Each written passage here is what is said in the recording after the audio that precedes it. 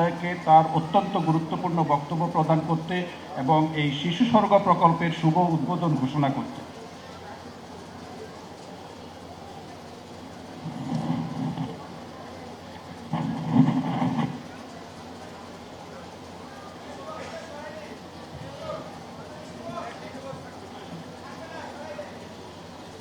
বিসমিল্লাহির রহমানির রহিম। সম্মানিত সভাপতি কামরুজ্জামান চৌধুরী, সচিব স্বাস্থ্য ও পরিবার কল্যাণ মন্ত্রণালয়, সম্মানিত প্রধান বক্তা doctor M A Mohit MP, মাননীয় প্রতিমন্ত্রী স্বাস্থ্য ও পরিবার কল্যাণ মন্ত্রণালয়, মাননীয় প্রতিমন্ত্রী মিস ফারজানা শারমিন এমপি, মাননীয় প্রতিমন্ত্রী মীর শাহ আলম, মাননীয় প্রতিমন্ত্রী জনাব জুনায়েদ সাকি,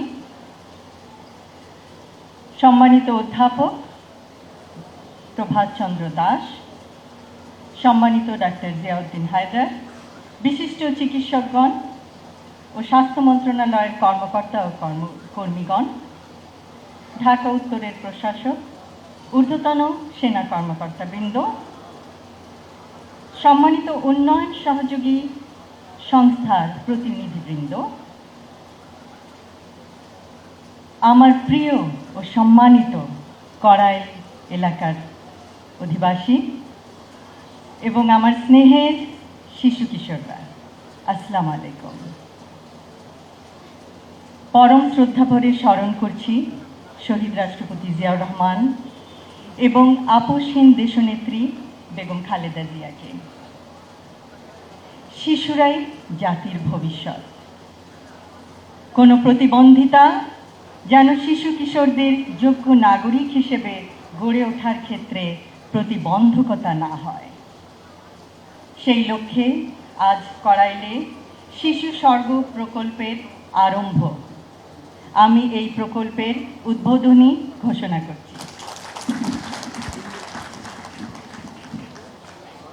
বর্তমান সময়ে বিজ্ঞানের সহায়তায় প্রয়োজন সঠিক ও সময়োপযোগী সহযোগিতা। নির্দিষ্ট সময়ে চিকিৎসা প্রদান করে বিশেষভাবে সক্ষম শিশু কিশোরদের সুপ্ত প্রতিভা বিকাশ সম্ভব। শিশু স্বর্গ প্রকল্প শিশু কিশোরদের মায়েদের জন্য সৃষ্টি করবে সাপোর্ট গ্রুপ।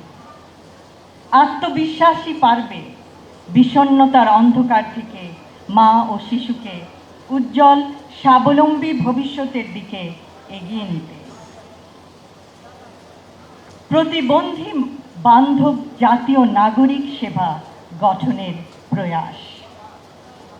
আমরা কিছুক্ষণ আগে শুনলাম বাসে, ট্রেনে, লঞ্চে বিনা ভাড়ায় প্রতিবন্ধী ব্যক্তিদের যাতায়াতের বিধান করা হবে। ইনশাআল্লাহ, a disability-friendly national citizen service will pave the way for a better and brighter future for all.